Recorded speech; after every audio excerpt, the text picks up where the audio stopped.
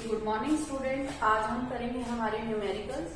तो जो हमने लास्ट पार्ट में कुछ कवर कर लिए थे, कुछ हम इस पार्ट में करेंगे। फिलहाल हम एक बार न्यूमेरिकल कर रहे हैं। E is equal to 1/4πε0 Q/r² पर या F बाय मूविंग चार्ज पर। ठीक है, अभी हम इस टॉपिक पर डिस्कस करेंगे न्यूमेरिकल प्रिंसिपल ऑफ सुपरपोजिशन का। इसके बाद हम डायपोल पर चले जाएंगे, सीधा डायपोल से रिलेटेड जो है न्यूमेरिकल करेंगे।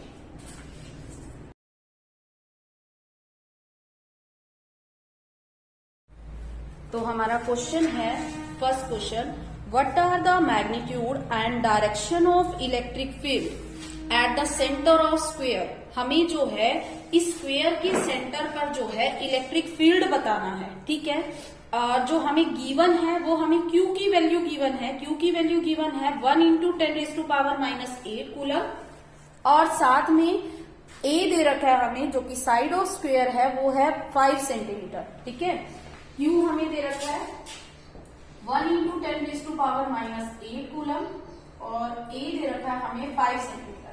और हमें क्या करना है, इसके सेंटर पर इलेक्ट्रिक फील्ड निकालना है। ठीक है, तो हम कैसे करेंगे, ध्यान से सुनिए क्वेश्चन को। हमने क्या करना है, मुझे पता है इलेक्ट्रिक फील्ड का फॉर्मूला होता है 1/4πε0 Q/r²। ठीक है, यही होता है। तो एक एक चार्ज के कारण होता है। इलेक्ट्रिक फील्ड के फॉर्मूले में एक चार्ज है, यानी एक एक चार्ज के कारण हम अलग अलग इलेक्ट्रिक फील्ड निकालेंगे। हमें यहाँ पर इलेक्ट्रिक फील्ड निकालना है ना। सबसे पहले मैं इसको नाम दे रही हूँ 1। ठीक है, इसको नाम दे रही हूँ मैं 1 के ऊपर 1 के कारण मुझे इलेक्ट्रिक फील्ड निकालना है इस O पॉइंट पर, तो उसको नाम दिया मैंने E1। E1 का फॉर्मूला क्या होगा, 1/4πε0 Q अपॉन में। देखो हमारे पास अगर ये A है, ये A है, ठीक है, तो 1 और जो ये A है, तो हम अगर ये A है, ये A है और ये भी A है, मतलब ये स्क्वायर है तो सारी साइड A है, तो हमारा इन दोनों पॉइंट्स के बीच में यानी डायगोनल की वैल्यू हमें पता है, पाइथागोरस थ्योरम से होती है √2a, यही होती है। तो √2a होती है, तो ये डिस्टेंस क्या हो गया, ये √2a का हाफ ही तो हो गया। तो हमारे पास कितना डिस्टेंस हो गया, Q का यहां तक का डिस्टेंस कितना हो गया, √2a का हाफ का स्क्वायर। यही तो होता है, चार्ज का ऑब्जर्वेशन पॉइंट से जितना डिस्टेंस होता है उसका स्क्वायर लेना होता है हमें। ठीक है, तो चार्ज का ऑब्जर्वेशन पॉइंट से डिस्टेंस, ऑब्जर्वेशन पॉइंट यहाँ है, यहाँ पर हमें इलेक्ट्रिक फील्ड निकालना है, तो इस चार्ज का ऑब्जर्वेशन पॉइंट से डिस्टेंस कितना हो गया, √2a। तो ये कंप्लीट है, तो इतना डिस्टेंस कितना हो गया, √2a/2 का होल स्क्वायर। यानी हमारे पास बन गया ये 1/4πε0 Q। देखो √2 का स्क्वायर हो जाएगा 2 और नीचे हो जाएगा 4। ठीक है, √2 का स्क्वायर कितना हो जाएगा, 2 हो जाएगा, और इसका स्क्वायर क्या हो जाएगा, 4 हो जाएगा, तो 1/2। तो हम इसको लिख देते हैं a²/2। ये आ जाएगा हमारे पास E1 की वैल्यू। ऐसे ही हम नेक्स्ट निकालेंगे E2 की वैल्यू। E2 हम किसको नाम दे रहे हैं, इसको नाम दे रहे हैं E2 की वैल्यू। E2 की वैल्यू में क्या हो जाएगा, 1/4πε0 Q अपॉन में डिस्टेंस, तो भाई ये भी वही है, Q की जगह इस बार हमारे पास चार्ज है 2Q, अपॉन में डिस्टेंस कितना है, √2a/2 का स्क्वायर, यानी कितना हो गया 1/4πε0 4Q अपॉन में a²। सॉल्व करके ये आ जाएगा हमारे पास। ठीक है, तो हमने इसका भी इलेक्ट्रिक फील्ड यहाँ पर निकाल लिया, इसका भी निकाल लिया। अब थर्ड पॉइंट, इसको दे दिया point number third. Point number third का इलेक्ट्रिक फील्ड वही होगा जो पॉइंट 2 का। देखो क्या फर्क आ गया, डिस्टेंस इन दोनों का सेम है, जितना +2Q का O से है उतना ही -2Q का O से है। ठीक है, और जो हमारे पास डिस्टेंस है सेम है, चार्ज भी सेम है, सिर्फ मैग्नीट्यूड का फर्क है। और इलेक्ट्रिक फील्ड के फॉर्मूला जो कि वेक्टर क्वांटिटी है, उसमें हम साथ में माइनस बिल्कुल नहीं लेके चलते। जो हमारा माइनस या प्लस है वो किस में आ जाता है, हमारा डायरेक्शन में आ जाता है। ठीक है, तो E2 और E3 बराबर है। ऐसे ही E1 और E4 की वैल्यू सेम आएगी। ठीक है, अब हम निकालते हैं इसका नेट रिजल्टेंट, मतलब हमने चारों चार्ज का electric field at the centre हमने निकाल लिया। ठीक है, अब सेंटर पर चारों इलेक्ट्रिक फील्ड निकाल दिया, हमें सब्ट्रैक्ट करना है, हमें ऐड करना है, वो तो हमें जो है डायरेक्शन से पता लगा। ठीक है, डायरेक्शन से पता लगेगा कि हमें ऐड करना है या सब्ट्रैक्ट करना है। हम क्या करते हैं, डायरेक्शन देते हैं। देखो -Q, कभी भी इलेक्ट्रिक फील्ड कहीं पर निकालना है तो वहां पर पॉजिटिव कंसीडर करेंगे। तो यहाँ पर मैं पॉजिटिव कंसीडर कर लेती हूँ, यहाँ पर पॉजिटिव चार्ज। ठीक है, पॉजिटिव चार्ज कंसीडर कर लिया हमने।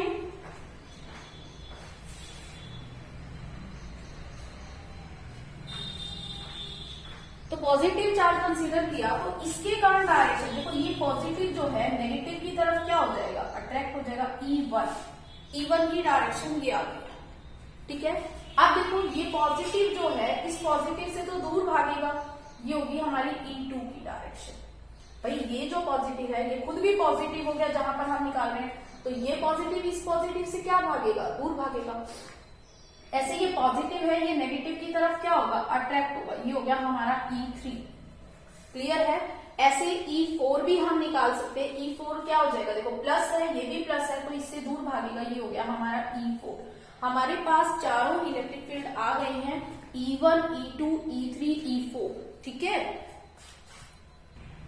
अब हमें इनका नेट रिजल्टेंट निकालना है। नेट रिजल्टेंट मुझे पता है, देखो हम दो वेक्टर्स का लेकर चलते हैं। मान लो पहले मुझे E2 और E3 का लेना है, ठीक है, E2 और E3 का निकाल लूंगी मैं, उस अकॉर्डिंग देख लूंगी, या पहले मैं E1 और E4 का निकाल सकती हूँ। मैं मेरी खुद की मर्जी है कि मैं कैसे निकालना चाहती हूँ। मुझे ये बताओ, पहले हम यूं कर लेते हैं, E2 जो सेम है, E1 और E4 सेम है ना, इनका लेके चलते हैं क्योंकि थोड़ा सा हमारे लिए इजी हो जाएगा अगर हम ऐसे करेंगे। E1 और E4 सेम है, E1 और E4 का मुझे पता है जो इन दोनों के बीच में एंगल है, देखो ये हमारा स्क्वायर है, तो ये टोटल एंगल होता है 360। तो चारों में डिवाइड करना है तो कितना हो जाएगा, 90। तो E1 और E4 का रिजल्टेंट क्या आएगा, मैंने उसको नाम दे दिया E14। ठीक है, E14 का रिजल्टेंट क्या हो जाएगा, E1 का स्क्वायर प्लस E4 का स्क्वायर और 2E1 E4 cos 90 जीरो होता है, इसलिए वो टर्म जो है मैंने यहाँ पर नहीं लिखी। तो E1 और E4 का निकालना है ना, E1 का स्क्वायर, E4 के लिए भी क्या कर देंगे, E4 और E1 सेम है, तो ये हो जाएगा हमारे पास √2 टाइम्स ऑफ E1 E4 का क्या आ गया, √2 टाइम्स ऑफ E1, जो कि मैंने यहाँ पर शो कर दिया E14। यानी E1 और E4 का अलग अलग काम खत्म हो गया, मैंने उनका जो है कंबाइंड इफेक्ट निकाल दिया जो कि E14 है, और उसकी वैल्यू भी मुझे पता है, और जो यहाँ पर लाई करेगा ये भी मुझे पता है। ठीक है, अब ऐसे ही E2 और E3 का निकाल लेते हैं। E2 का स्क्वायर प्लस E3 का स्क्वायर, ठीक है, ये भी आ जाएगा √2 टाइम्स ऑफ E2, और जो कि लाई करेगा हमारा इन दोनों के बीच में लाई करेगा, मैंने उसको नाम दे दिया E23। ठीक है, यही तो होगा, रिजल्टेंट बीच में लाई करता है। तो हमने E14 का निकाल लिया, E2 और E3 का रिजल्टेंट निकाल लिया E23। जो हमारे पास चार अलग अलग क्वांटिटी थी, वो चार हमने मिलाकर अब हमने दो क्वांटिटी बना दी। अब दो क्वांटिटी का रिजल्टेंट निकालना मतलब मेरे पास दो वेक्टर हैं जिनके बीच में 180 डिग्री का एंगल है, तो मैं उसका कैसे निकालूंगी, इलेक्ट्रिक फील्ड निकालूंगी। हाँ, कभी भी दो क्वांटिटी जिनके बीच में एंगल 180 डिग्री हो तो मुझे पता है उनका रिजल्टेंट या तो होता है, मान लो दो क्वांटिटी A और B है, या तो उनका रिजल्टेंट निकलेगा A माइनस बी या मेरा निकलेगा B माइनस ए। तो मैं अपनी मर्जी से कर देती हूँ। मान लो मैंने तुम्हें खाली जो है वैल्यू पुट अपने आप कर लेना, मैंने खाली तुम्हें जो है मेथड बता दिया है। अब देखो नेट इलेक्ट्रिक फील्ड के लिए क्या होगा हमारे पास, नेट इलेक्ट्रिक फील्ड होगा हमारे पास E23 माइनस E14। ठीक है, E23 माइनस E14।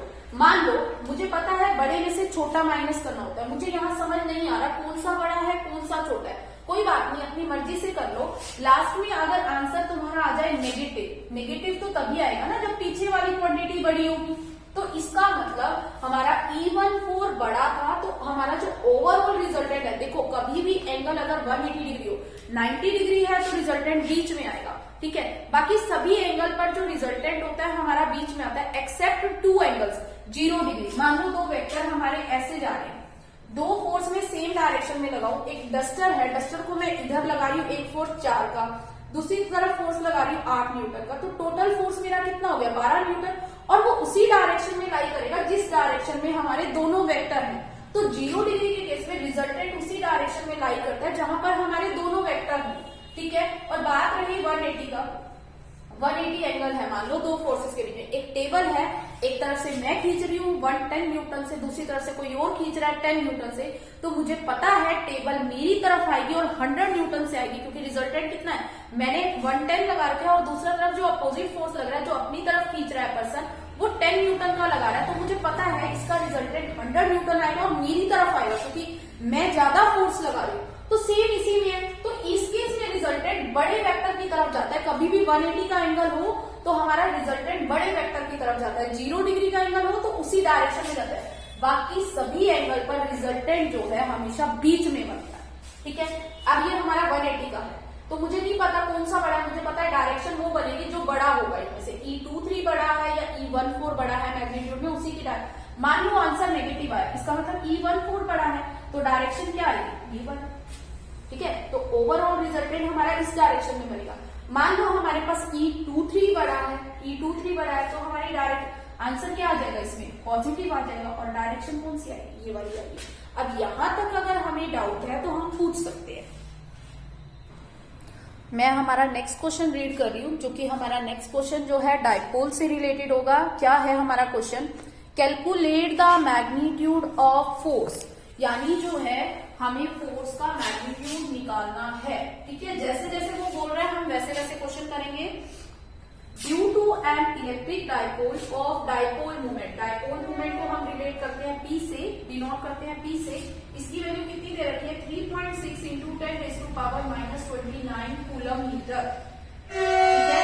वो कह रहा है इसके बाद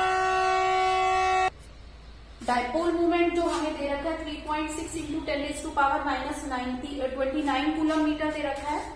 calculate the magnitude of force due to an electric dipole of dipole movement 3.6 into 10⁻⁻29 coulomb metre on an electron 25 nanometre from the centre of dipole.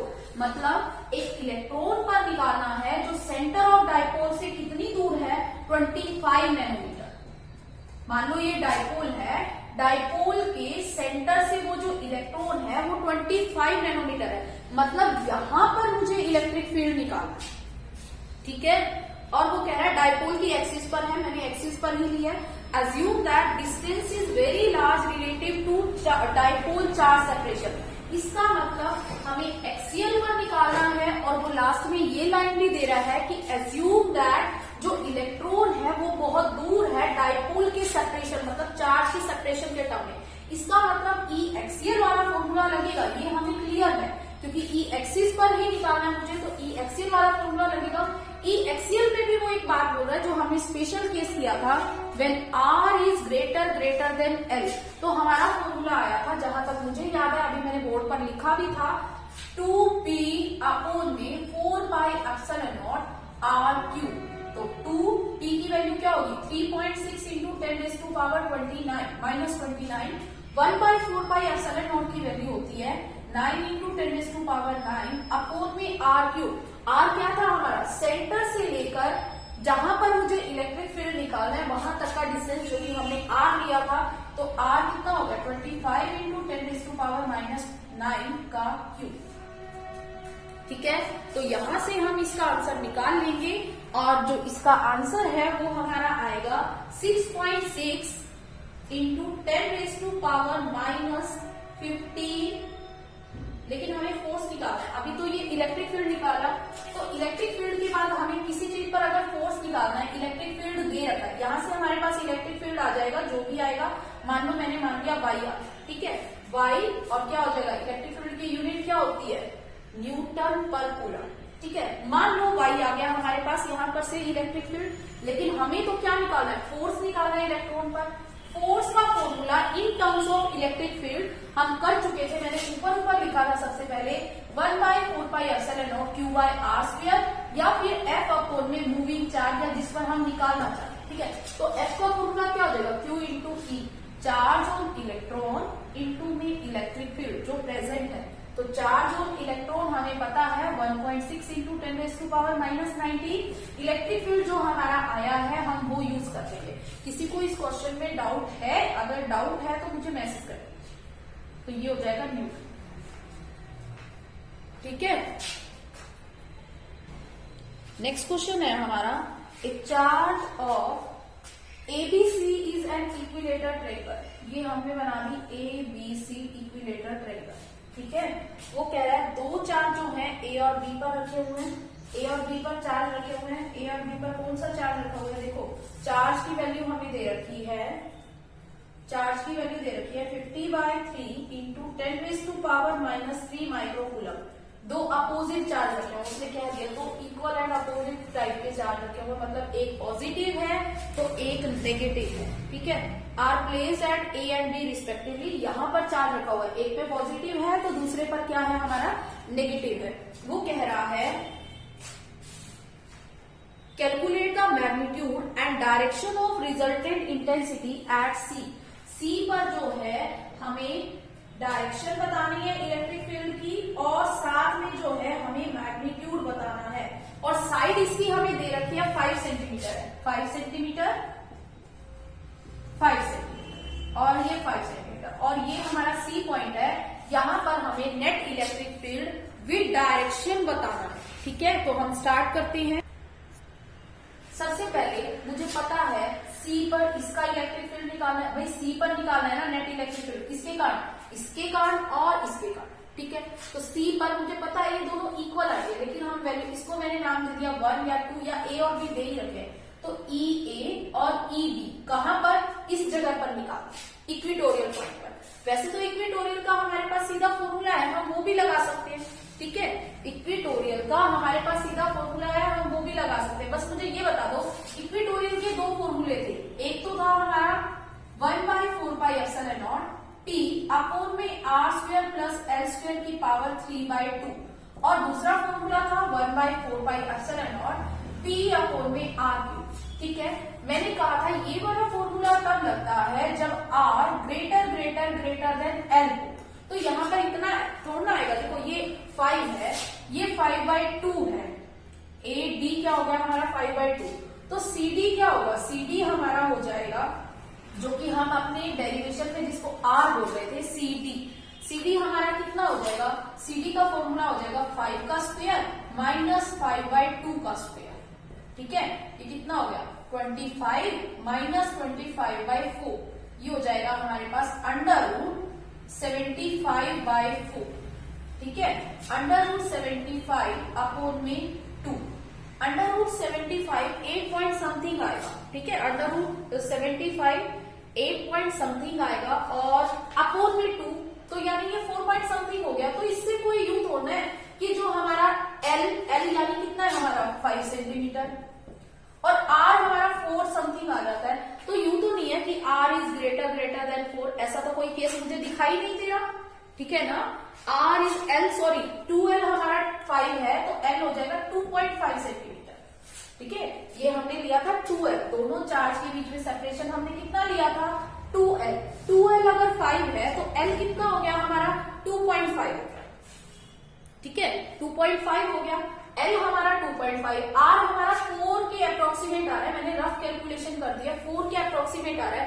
तो 4 के अप्रोक्सीमेशन, तो हम यूं तो नहीं कह सकते R ग्रेटर देन L, यानी ये वाला फॉर्मूला तो हमारा नहीं लगेगा। हमारा कौन सा फॉर्मूला लगेगा, ये वाला लगेगा, E इक्वेटोरियल का हमारा ये फॉर्मूला लगेगा। अब इसके लिए हमें क्या चाहिए, सबसे पहले चाहिए P, तो P की वैल्यू क्या होती है Q इंटू 2L, और Q कितना दे रखा है हमें 50/3 इंटू 10⁻³ इंटू में 2L कितना दे रखा है हमें, 2L की वैल्यू है हमारी भाई ये चीज हमें याद रखनी है, ये 2L की वैल्यू है, ये L की नहीं है। जो हम बोर्ड में न्यूमेरिकल अटेम्प्ट करते हैं तो हम भूल जाते हैं कि ये 2L है या L है, हम इसे L की तरह ट्रीट कर लेते हैं, जबकि हमने जो लिया था अपने क्वेश्चंस में वो ये 2L लिया था अपने डेरिवेशन में। तो 2L की वैल्यू ही चाहिए हमें, तो इधर तो 5 इंटू 10⁻², इसकी यूनिट क्या होगी कूलम मीटर। जो भी चीज लिखो उसकी यूनिट जरूर लिखो। तो P हमारे पास आ गया, ठीक है। अब P तो हमारे पास है, R कितना है, R हमने निकाल रखा है, R हमारा कितना है, R हमने ये लिया था डेरिवेशन में CD, तो R की वैल्यू हो गई हमारी √75/2 सेंटीमीटर इंटू 10⁻² मीटर हो जाएगा, ठीक है। तो R भी आ गया, और L कितना हो जाएगा हमारा, L हो जाएगा हमारा 5/2 सेंटीमीटर। 2L 5 है तो L कितना हो जाएगा 5/2 सेंटीमीटर। ये सभी वैल्यू हम पुट करेंगे इस फॉर्मूले में। ये फॉर्मूला क्यों नहीं लगाना ये मैंने बता दिया है, और जो भी आंसर आएगा वही हमारा फाइनल आंसर है। ठीक है, किसी को डाउट? ये जो हमारा चार्ट था माइक्रो कूलम में था, ठीक है, तो अगर हम इसको कूलम में करेंगे तो ये 10⁻⁻⁹ कूलम हो जाएगा। ठीक है, तो हर जगह हम -9 निकले, ये मेरा ध्यान नहीं गया था, तो -9 होगा। ठीक है, तो उस अकॉर्डिंग हम कर सकते हैं। हम इस क्वेश्चन में अलग अलग इंटेंसिटी निकाल सकते हैं, इधर की निकालें, इधर की निकालें, फिर जो है हमें पता है ये एंगल 60 है इक्विलेटरल ट्रायंगल, लेकिन हमारे पास इसके लिए डायरेक्ट फॉर्मूला है तो हमने डायरेक्ट फॉर्मूला यूज कर लिया। हाँ बोलो भाई।